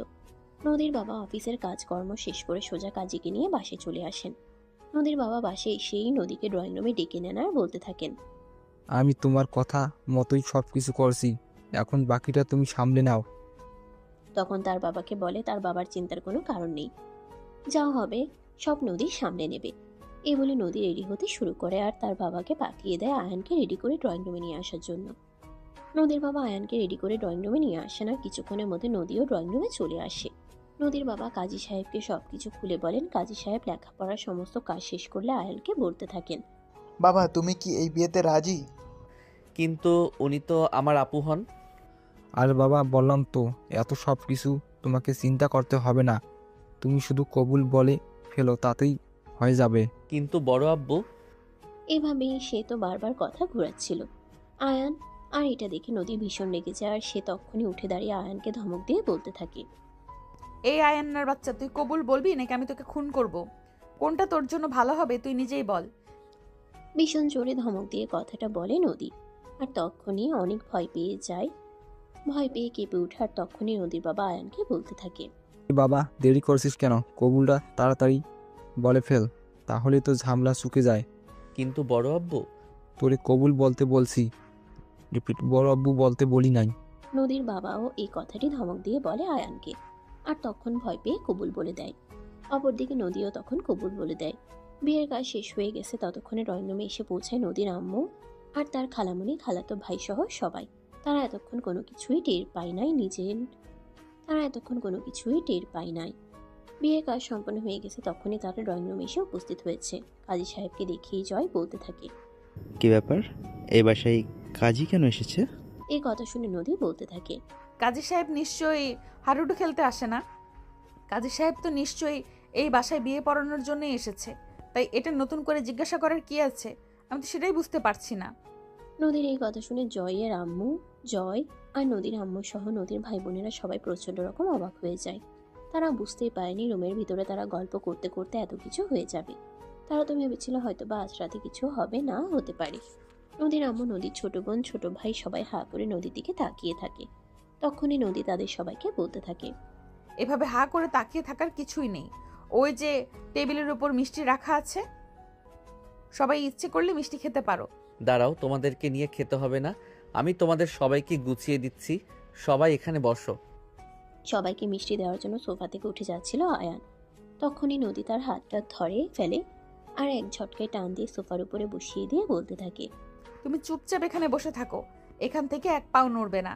যার খাওয়ার ইচ্ছে আছে সে নিজে নিয়ে খেতে পারবে, আর যার খাওয়ার ইচ্ছে নেই তাকে তোষামত করার কোনো প্রয়োজন নেই। এই বলে আয়ানকে সেখানে বসিয়ে দিল নদী। অপরদিকে তারা সবাই রাগে ফুসফুস করছে, কি বলবে কেউ কোনো কিছু ভেবেই পাচ্ছে না। নদীর আম্মু নদীর সামনে এসে দাঁড়িয়ে বলতে থাকে, এই দিন দেখার জন্য বুঝি বেঁচে আছি? এমন দিন দেখতে হবে এটা তো কোনো দিন কল্পনাও করিনি। নদী কোনো কথা না বলে চুপচাপ বসে থাকে। কিছুক্ষণ পর তার বাবাকে বলতে থাকে কাজী সাহেবকে ওনার পারিশ্রমিক বুঝিয়ে দিয়ে বিদায় করার জন্য। তার আব্বু ঠিক সেই কাজটাই করলো। বড় মেয়ে বলে কথা, তাছাড়া নদী তার বাবার খুব আদরের। নদীর কথা তার বাবা কখনোই ফেলতে পারে না। কাজী সাহেবের দেনা পাওনা বুঝিয়ে দেওয়া হলে কাজী সাহেব বাসা থেকে বের হয়ে চলে গেল। তখনই নদী কাকে যেন একটা ফোন করলো আর তার রুমটা সাজিয়ে দেওয়ার জন্য বলল।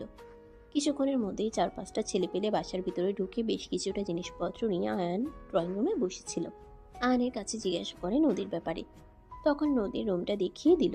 ছেলেগুলো সোজা নদীর রুমে চলে গেল। প্রায় 1 ঘন্টা ধরে সবাই মিলে ওই রুমে কাজ করলো। নিজেদের কাজ করা শেষ হলে তারা বাসা থেকে বের হয়ে চলে গেল। এদিকে রাতের খাবার খাওয়ার সময় হয়ে গেছে, কিন্তু আয়ানকে নদী রান্না করতে নিষেধ করেছে। আয়ান খাবার রান্না করে নিজের রুমে বসেছিল বললে ভুল হবে। নদী আয়ানকে তার রুমে বন্ধ করে রেখেছিল, যাতে আয়ান বাড়ির কোনো কাজ না করে তাই। অপরদিকে রাত 10টা বাজতেই সবাই খাবার টেবিলে আসলো খাবার খাওয়ার জন্য। কিন্তু খাবার টেবিলে এসে যখন দেখতে পেল খাবার টেবিল পুরো ফাঁকা, তখনই সবাই চিৎকার চেঁচামেচি শুরু করে দিল। নদীর আম্মু আয়ানের নাম ধরে ডাকতে লাগলো আর অশ্রাব্য ভাষায় গালিগালাজ করতে লাগলো। নদী সেগুলো শুনতে পেয়ে ডাইনিং রুমে চলে আসে আর তার আম্মুর সামনে দাঁড়িয়ে বলতে থাকে, বলেছো আমার হাজবেন্ডকে নিয়ে আর একটাও বাজে কথা বললে কিন্তু আমি ভুলে যাব তুমি আমার আম্মু হও। সত্যি আমি বুঝতে পারছি না আমি কি পেটে আমার মেয়ে ধরেছি নাকি শত্রু? আমার মেয়ে একটা বাইরের ছেলের জন্য আমার সঙ্গে এরকম আচরণ করছে, এটা তো আমি কল্পনাই করতে পারছি না। আম্মুর এমন কথা শুনে নদী বলতে থাকে। এই বাড়িতে আরো এমন অনেক কিছু হতে পারে যদি আয়ানকে অসম্মান করে কথা বলে। তখনই নদীর আম্মু বলতে থাকে। এই বাড়িতে এতদিন কাজের লোকের মতোই ছিল, রান্না বান্না সব কিছুই করতো, তাহলে আজ কেন টেবিলে খাবার নেই? সবাই কি খাবে? এই কথা শুনে নদী সম্পূর্ণ পরিষ্কার জানিয়ে দেয় সবাই যেন নিজেদের খাবারের বন্দোবস্ত করে নেয়, আর তার বাবার এবং আয়নের জন্য খাবারের ব্যবস্থা করে ফেলেছে। বাকি সবাই যেন নিজের চিন্তা করে নেয়। কিছুক্ষণের মধ্যেই ফুড পান্ডা থেকে ডেলিভারি বয় এসে নদীদের খাবার দিয়ে গেল। নদী খাবারের প্যাকেটগুলো এনে ড্রয়িং রুমে বসে আয়ান এবং তার বাবাকে নিয়ে খাবার খেয়ে নিল। খাওয়া শেষ হলে নদী আয়ানকে বলতে লাগলো। এখন তুমি এখান থেকে সোজা আমার রুমে চলে যাবে, আর আজ থেকে তুমি আমার রুমেই থাকবে। না, আমি তো এখানেই ঠিক আছি। এই রুমে আমার সব জিনিসপত্র আছে, আমি এখানেই থাকবো। ছেলেটাকে সোজা বাংলা কথা বোঝানো যায় না, তাই নদী একটু রেগে গিয়ে আয়ানকে বলতে লাগলো। তোমাকে আমি কি বললাম, তুমি আমার কথা শুনতে পাওনি?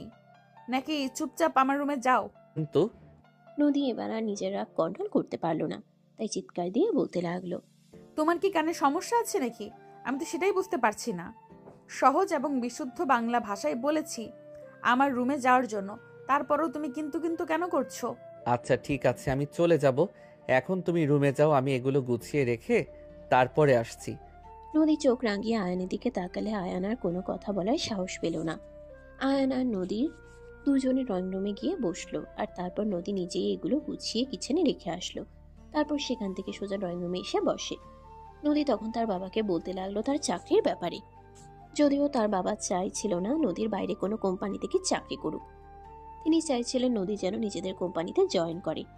কিন্তু নদী এই যুগের মেয়ে, নিজের পায়ে দাঁড়াতে চায়, নিজে কিছু একটা করতে চায়। বাবার সম্পত্তি যা আছে তা তো পাবে, নিজেরও একটা কিছু করার প্রয়োজন। তাই নদীর সেই ইচ্ছেতে বাধা দেয়নি নদীর বাবা। নিজের মেয়ের ইচ্ছেকে তিনি যথেষ্ট গুরুত্ব এবং সম্মান জানিয়েছেন। নদী তখন তার বাবাকে এটাও জানালো আগামীকাল সকাল থেকে এসে চাকরিতে জয়েন করবে। তার বাবা তাকে শুভকামনা জানালো। অতঃপর নদী এবং আয়ান দুজনেই নদীর বাবাকে সালাম করে নিয়ে নদী আয়ানকে নিয়ে নিজের রুমে চলে গেল। রুমে এসে আয়ান চুপচাপ দাঁড়িয়ে আছে। নদী দরজাটা লাগিয়ে দিল। ড্রেসিং টেবিলের উপরে গ্লাসে দুধ রাখা ছিল, সেটাই নদী আয়ানের দিকে বাড়িয়ে দিল আর বলতে লাগলো। এই নাও, এটা খেয়ে নাও। আমি তো দুধ খাই না, দুধ খেলে আমার কেমন যেন বমি বমি লাগে।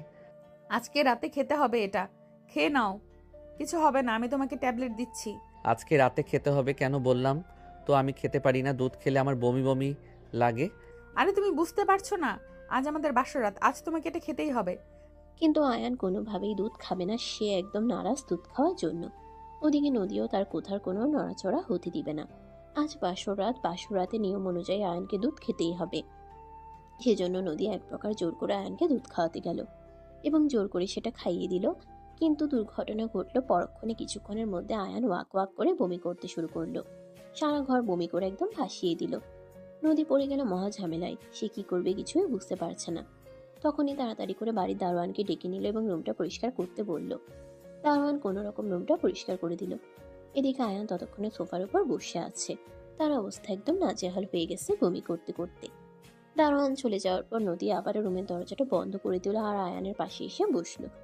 তারপর নদী আয়ানকে উদ্দেশ্য করে বলতে লাগলো। যা হওয়ার তা হয়ে গেছে, এখন ফ্রেশ হয়ে অজু করে আসো, দুজন মিলে একসঙ্গে নফল নামাজ আদায় করব। আয়ান তখন আর কোনো কথা বলল না, চুপচাপ ওয়াশরুমে চলে গেল। তারপর ফ্রেশ হয়ে এসে উজু করে জায়নামাজ বিছিয়ে নামাজ পড়তে দাঁড়িয়ে গেল। এদিকে নদীও ততক্ষণে উজু করে এসে জায়নামাজ বিছিয়ে নামাজে দাঁড়ায়। দুজনে একই সঙ্গে নামাজ শেষ করে আয়ান সোফার ওপর গিয়ে আবারও বসে রইল। নদী বিছানার ওপর গিয়ে বসে আর তখনই আয়ানকে ডাক দেয় নিজের কাছে যাওয়ার জন্য। খাটের পাশে গিয়ে দাঁড়ালো আর তারপর বলতে লাগলো। হ্যাঁ আপু, বলো কি বলবে? ওখানে কেন দাঁড়িয়ে আছো? তুমি আমার কাছে আসো, আজ আমাদের বাসরাত, একসাথে ঘুমাবো। না আপু, এসব তুমি কি বলছো? তুমি আমার বড় আপু, আমি কেন তোমার সঙ্গে ঘুমাবো? আমি ফ্লোরে ঘুমিয়ে যেতে পারবো, শুধু একটা বালিশ হলেই চলবে। আর যদি সেটা না দাও তাহলেও কোনো প্রবলেম হবে না, আমার এইভাবে ঘুমানোর অভ্যাস আছে। দেখ হারামজাদা, মেজাজটা খারাপ করিস না, তোকে যেটা বলেছি সেটাই কর, এসে শুয়ে পড়। কিন্তু এদিকে আয়ান কোনোভাবেই বিছানার উপর আসতে চাইছিল না। সে কোনোভাবেই নদীর সঙ্গে একই বিছানায় ঘুমাবে না। অপরদিকে নদীও প্রচন্ড জেদি মেয়ে। সে তো যতক্ষণ পর্যন্ত নিজের কথা হাসিল করতে না পারবে কাউকে ছাড়বে না। আয়ান যখন বিছানার উপর আসতে না চাইল, সে এক ধাক্কায় আয়ানকে বিছানার উপর ফেলে দিল আর তারপর তার বুকের উপর উঠে বসলো। এদিকে ততক্ষণে আয়ানের অবস্থা দফারফা, আর নিঃশ্বাস নিতে কষ্ট হচ্ছিল। সে বারবার নদীকে অনুরোধ করছিল বুকের উপর থেকে নেমে যাওয়ার জন্য, কিন্তু নদী কোনোভাবেই তার বুকের উপর থেকে নামছিল না। আয়ান তখন নদীর সঙ্গে নিজের শক্তি দেখাতে শুরু করে এবং নদীকে নিজের সর্বশক্তি দিয়ে নিজের উপর থেকে নামানোর চেষ্টা করতে থাকে। ততক্ষণে নদী আয়ানকে বিছানার সঙ্গে শক্ত করে চেপে ধরে আয়ানের ঠোঁট দুটো নিজের দখলে নিয়ে ইচ্ছে মতো চুমু খেতে থাকে। আয়ানের দম বন্ধ হয়ে আসার মতো উপক্রম, কিন্তু নদী বিন্দু মাত্র থেমে যাওয়ার নাম নিচ্ছে না। সে সমান তালে আয়ানকে কিস করেই যাচ্ছে। প্রায় 10 মিনিট পর আয়ানের ঠোঁট দুটো নিজের ঠোঁট থেকে ছেড়ে দেয় নদী, আর আয়ান তখন গলা কাটা মুরগির মতো ছটফট ছটফট করতে থাকে আর নদীকে বলতে থাকে, আরে আপু, এটা তুমি কি করছিলে? তুমি কি পাগল হয়ে গেছো নাকি? আরেকটু হলে তো আমি নিঃশ্বাস বন্ধ হয়ে মরে যেতাম। ধুর পাগলা, কোনটা ভালোবাসার কোনটা অত্যাচার সেটাও বুঝিস না। আমি তো ভালোবাসি তোকে, ভালোবাসা দিচ্ছিলাম, তাহলে তুই মরে যাবি কেন? আমার লাগবে না তোমার ভালোবাসা, আমি এমনিতেই ভালো আছি। তুমি প্লিজ আমাকে ছেড়ে দাও। এভাবে আর কিছুক্ষণ যদি তুমি আমার ঠোঁটে চুমু খেতে, তাহলে আমি নিঃশ্বাস বন্ধ হয়ে সত্যি সত্যি মরে যেতাম।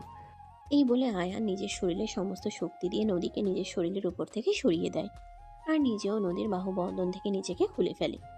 বিছানা থেকে এক লাফে উঠে দাঁড়ায় আর ঠিক ওই মুহূর্তেই নদী আবারও আয়ানের হাতটা পিছন থেকে ধরে ফেলে আর এক টানে নিজের বুকের উপর নিয়ে নেয়।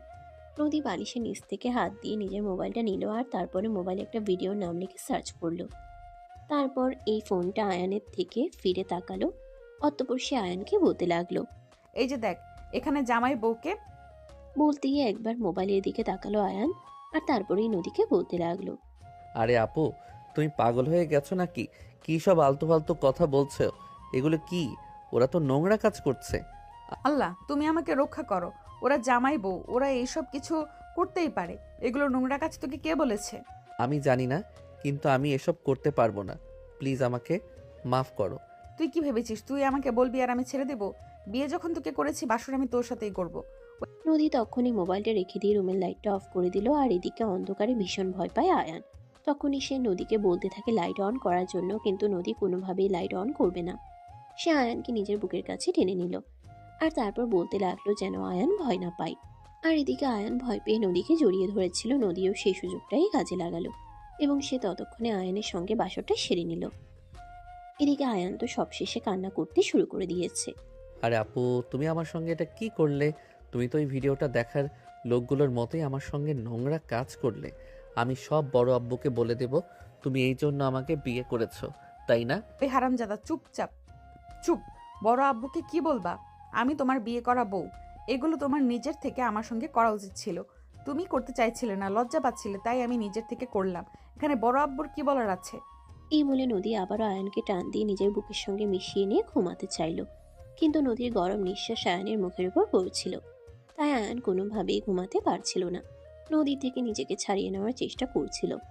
অপরদিকে সাহস করে নদীকে কোনো কিছু বলারও সাহস পাচ্ছিল না। এমনিতেই নদী যে পরিমাণ রেগে আছে, এখন যদি আবার কোনো কিছু বলে তাহলে হয়তো এর পরিণাম খুব খারাপ হতে পারে। তাই আয়ান অস্বস্তি হওয়া সত্ত্বেও নদীর বুকেই শুয়ে রইল। তবে সারা রাত কেটে গেল, আয়ানের চোখে একটা ফোঁটা ঘুম আসলো না। অন্যদিকে নদী বেঘোর ঘুমে ঘুমাচ্ছে, তার কোনো কিছুর কোনো খেয়াল নেই, সে ঘুমিয়ে অচেতন।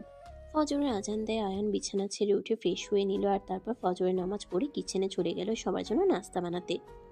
গতকাল রাতে কে কি খেয়েছে কে কি খায়নি তার সম্পর্কে কোনো কিছুই জানে না আয়ান। আর এদিকে সে নদী এবং নদীর বাবার সঙ্গে খেয়ে নিয়েছিল। বাড়ির সবাই তো প্রচন্ড পরিমাণে রেগে গিয়েছিল। তাই আয়ান মনে মনে ভাবলো সকালবেলা ঘুম থেকে উঠেই সবাই যদি খাবার টেবিলে খাবার রেডি দেখে তাহলে আর পরে কোনো রাগ থাকবে না। তাই সে এমনটাই করলো। সবার জন্য নাস্তা বানিয়ে নদীকে ঘুম থেকে ডেকে তুলতে আসলো। নদী তখনও গভীর ঘুমে মগ্ন।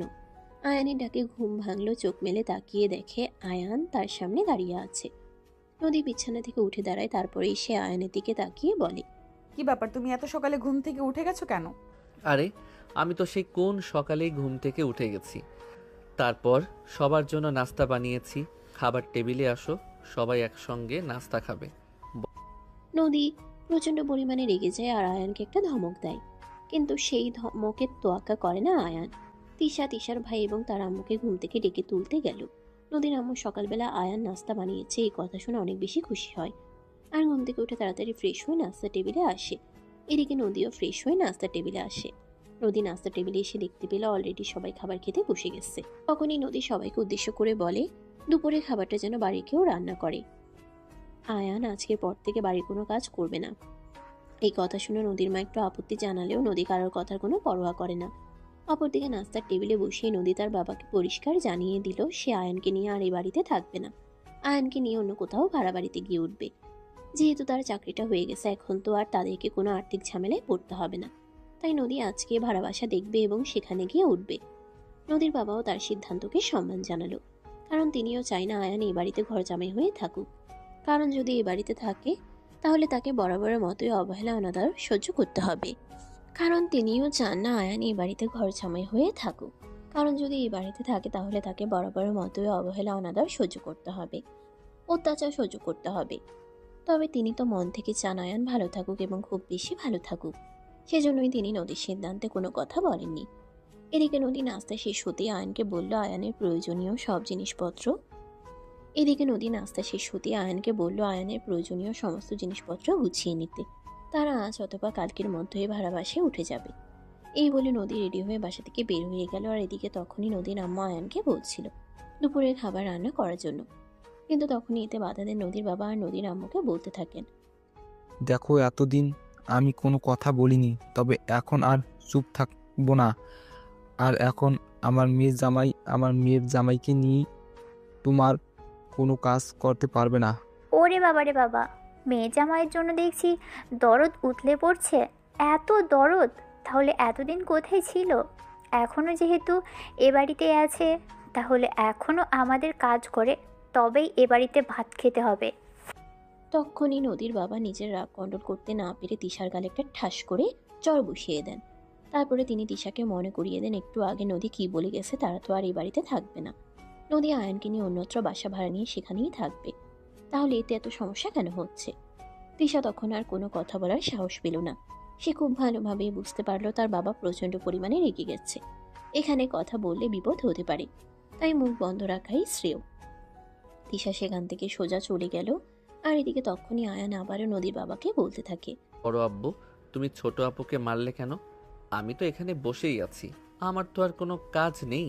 আমি তো রান্নাটা করে নিলেই পারতাম, এতে কি এমন মহাভারত অশুদ্ধ হয়ে যেত?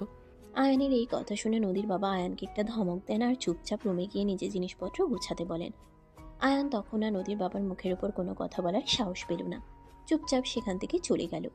রুমে গিয়ে নিজের সমস্ত জিনিসপত্র গুছিয়ে নিল। এদিকে নদীর আজ অফিসে প্রথম দিন, প্রথমবার সে ডিউটি করতে এসেছে। চাকরির অভিজ্ঞতা যেহেতু নেই, তাই প্রথম দিনটা একটু অন্যরকম ভয় ভয়ে কাটছিল। অফিসে আসতেই এমডি স্যার নদীকে নিজের কেবিনে ডেকে নিলেন আর তারপর বলতে লাগলেন,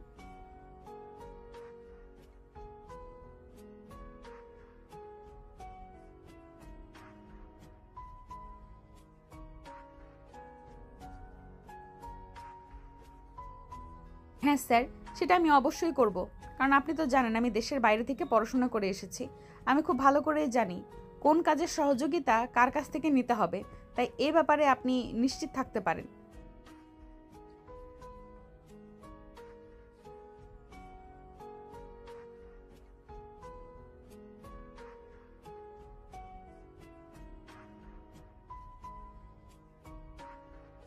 শিওর স্যার, ইনশাল্লাহ। আপনি শুধু আমার জন্য দোয়া করবেন, আমি ইনশাল্লাহ সবটা সামলে নিতে পারবো। এই বলে নদী এমডি স্যারের কাছ থেকে দোয়া নিয়ে নতুন চাকরি জীবন শুরু করলো। নদীর অফিসে ডিউটি টাইম ছিল সকাল 10টা থেকে বিকাল 4টা পর্যন্ত। তবে যেহেতু আজ নদীর চাকরিতে প্রথম দিন ছিল, তাই দুপুরের মধ্যে এমডি স্যার নদীকে ছুটি দিয়ে দিলেন। নদীও খুশি মনে অফিস থেকে বেরিয়ে পড়লো আর তারপরেই চলে গেল দুজনের জন্য বাসা খুঁজতে। তাকে বেশি সময় পোহাতে হলো না। 2-3টা বাসা দেখার পরেই একটা বাসা তার ভীষণ পছন্দ হয়ে গেল। 3টা বেডরুম, একটা বিশাল ডাইনিং, একটা কিচেন, প্রত্যেক বেডরুমের সাথে অ্যাটাচ বাথরুম আর একটা কমন বাথরুম। প্রত্যেক বেডরুমের পাশেই রয়েছে ব্যালকনি। সব মিলিয়ে বাসাটা নদীর ভীষণ পছন্দ হয়েছে। তাই নদী বাড়িওয়ালার সঙ্গে কথা বলে সবকিছু ঠিক করে তারপর বাসে আসে। তখন আনুমানিক বিকেল 3টা, 3:30টার মতো বাজে। নদীর বাবা তখন অফিসে। নদী বাসে এসে দেখে আয়ান সবকিছু গুছিয়ে রেখেছে। সব কিছু গোছানো দেখে নদী আর এক মুহূর্তও দেরি করলো না, আয়ানকে বলতে লাগলো বের হয়ে যাবে। কথা অনুযায়ী আয়ান আর নদী দুজনে একসঙ্গে বাসা থেকে বের হতে শুরু করলো। তখনই সামনে বাধা হয়ে দাঁড়ালো নদীর আম্মু। নদীর আম্মু আয়ানা নদীর সামনে দাঁড়িয়ে বলতে লাগলো, কি ব্যাপার? বলা নেই কওয়া নেই, হঠাৎ করে কোথায় বের হয়ে যাচ্ছ তুমি? কোথায় আবার যাব? আমি তো সকালবেলাতেই বাড়ির সবাইকে বলে গিয়েছিলাম অফিস শেষ করে এসে আমি ভাড়া বাসা খুঁজবো আর তারপর আয়ানকে নিয়ে সেই বাসায় উঠে যাব। এটা তো আর এখানে নতুন করে কিছু বলার নেই। দেখো, আমাদের এত বিশাল বড় বাড়ি, সেটা ছেড়ে তুমি কেন ভাড়া বাড়িতে থাকবে? নদীর আম্মু আয়ানা নদীর সামনে দাঁড়িয়ে বলতে লাগলো। এই কথা শুনে নদী তার আম্মুকে বলে যে এই বাড়ির প্রত্যেকটা মানুষ খুব ভালো করেই জানে নদী আয়ানকে নিয়ে কেন এই বাড়ি থেকে বের হয়ে যাচ্ছে, তাই এসব ফালতু প্রশ্ন করে সময় যেন নষ্ট না করে। এই বলে নদী আয়ানকে নিয়ে বাসা থেকে বের হয়ে গেল। রাস্তায় গাড়ি চলছে, আয়ান চুপচাপ বসে আছে। নদী তার পাপাকে ফোন দিল আর সবকিছু জানিয়ে দিল। তার বাবাও তাকে দোয়া এবং কিছুদিনের মধ্যেই তার বাসায় বেড়াতে যাবে বলে কথা দিল। প্রায় আধা ঘন্টার রাস্তা, আধা ঘন্টা পর গাড়িতে এসে বিশাল বড় একটা বাড়ির সামনে দাঁড়ালো। মোটামুটি 10-12 তলা বিল্ডিং তো হবেই। আয়ন উপরের দিকে একবার চোখ বুলিয়ে নিল আর তারপরে নদীকে বলতে লাগলো, এত উঁচু বিল্ডিং, এখানে তো সিঁড়ি দিয়ে উপরে উঠতে উঠতে আমার পা ভেঙে যাবে। নদী কিছুক্ষণ সশব্দে হাসে আর তারপর আয়নকে বলতে থাকে এই বাসায় চলাচলের জন্য সিঁড়ির প্রয়োজন নেই, এই বাসায় চলাচলের জন্য সিঁড়ির প্রয়োজন নেই, লিফট আছে। এত উঁচুতে কেউ সিঁড়িতে চলাচল করে না। এই বলে নদী আয়নকে নিয়ে বাসার ভিতরে প্রবেশ করলো। কিন্তু তারা যেহেতু নতুন ফ্ল্যাট ভাড়া নিয়েছে তাই বাসার ভিতরে ফার্নিচার সেরকম কোনো কিছুই ছিল না। নদী আয়নকে নিয়ে চলে গেল ফার্নিচারের দোকানে। সেখান থেকে ফার্নিচার এবং নিজেদের প্রয়োজনীয় সবকিছু কিনে তবেই বাসায় ফিরল। বাসায় এসে নদী আয়নকে বলতে লাগলো বিশ্রাম নেওয়ার জন্য, আর নদী চলে গেল রান্না করতে। কিন্তু আয়ন তো বসে থাকার মতো ছেলে নয়, সে বসে থাকতে পারে না। সে কাজ করে অভ্যস্ত, সারাদিন তার শুধু কাজই করতে হবে। তাই সে নদীর কথা না শুনেই রান্নাঘরে চলে গেল আর নদীকে কাজে সহযোগিতা করে দিতে শুরু করলো। নদী বারবার নিষেধ করছিল কিন্তু আয়ান নদীর কোনো কথাই শুনলো না। সে নদীকে সবজি কেটে দিল, মাছ কেটে দিল এবং সবকিছু রেডি করে দিল। নদী তো নিজের হাতে এই প্রথমবার নিজের হাজবেন্ডের জন্য কিছু রান্না করছে। তার মনে যেন এক অন্যরকম ভালো লাগা কাজ করছে। খুব মনোযোগ দিয়ে রান্না করে এবং রান্নাও খুব ভালো হয়। তারপর দুজনে মিলে একসঙ্গে খাবার খেয়ে নেয়। সবকিছু গুছিয়ে ঘুমাতে যেতে যেতে রাত 12টার মতো বেজে গেল। কিন্তু আয়ান এখনো বিছানায় আসেনি, সোফায় শুয়ে আছে চুপচাপ। নদী বারবার তাকে ডাকছে, কিন্তু সে কোনোভাবেই নদীর কাছে যেতে চাইছে না। এ কি হলো, তুমি আমার কাছে আসছো না কেন? না, আমি তোমার কাছে যাব না। তোমার কাছে গেলেই তুমি আমার ওইটা ধরে অত্যাচার শুরু করে দিবে। তোমাকে আমার খুব ভালো করেই চেনা আছে, আমি কোনোভাবেই তোমার কাছে যাব না। আর যদি আমি নিজেই সেখানে চলে আসি তাহলে কি হবে? না, তুমি কেন এখানে আসবে? সোফায় দুজনের ঘুমানোর মতো জায়গা নেই। আমি এখানে ঘুমাবো আর তুমি বিছানায় ঘুমিয়ে যাও। তুমি একদম আমার কাছে আসবে না। এই বলে আয়ান কম্বল মুড়ি দিয়ে সোফায় শুয়ে পড়ে। কিন্তু নদী হাল ছেড়ে দেওয়ার মতো পাত্রী নয়, সেও আয়ানের সঙ্গে ঘুমাবে। তাই বিছানা থেকে নেমে গিয়ে সোফায় চলে গেল। এক টানে আয়ানের শরীর থেকে কম্বলটা ফেলে দিল। আয়ান লাফ দিয়ে উঠে বসতে চাইছিল, কিন্তু ততক্ষণে নদী লাফ দিয়ে আয়ানের বুকের উপরে শুয়ে পড়ে। আর ঠিক তখনই নদীর দুই ঠোঁটের ভিতর আয়ানের ঠোঁট দুটো চলে গেল। এভাবেই আয়ান নদী থেকে তার নিজের ঠোঁট দুটো ছাড়ানোর চেষ্টা করছিল, কিন্তু ততক্ষণে নদী কামড়ে ধরেছে আয়ানের ঠোঁট দুটো। অনেক চেষ্টার পরেও আয়ান কোনোভাবেই সফল হতে পারল না। কিন্তু নদী নিজের মনস্কামনা ঠিকই পূর্ণ করে নিল। সে আয়ানের সারা শরীরে ভালোবাসা উষ্ণতায় উষ্ণিত করে দিতে লাগলো। আয়ানও তো একজন পুরুষ মানুষ। প্রথম দিন না হয় সে বুঝতে পারেনি। আজকে যখন আবার নদী নিজে থেকে আয়ানের কাছে নিজেকে সঁপে দিল, তখন আর আয়ান নিজেকে ধরে না রেখে নদীর সঙ্গে রেসপন্স করতে লাগলো। আর দুজনেই মিলে ভালোবাসার মহাসমুদ্রে হারিয়ে গেল। এভাবেই তৈরি হলো তাদের একটি দুষ্টু মিষ্টি ভালোবাসার গল্প। সুপ্রিয় ভিউয়ার্স, আজকের গল্পটি এই পর্যন্তই ছিল। গল্পটি আপনাদের কাছে কেমন লেগেছে ছোট্ট একটা কমেন্টে জানাবেন।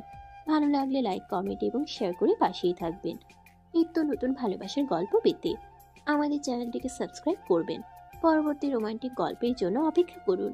সবার শুভ কামনায় আজ এখানেই শেষ করছি। আল্লাহ হাফেজ।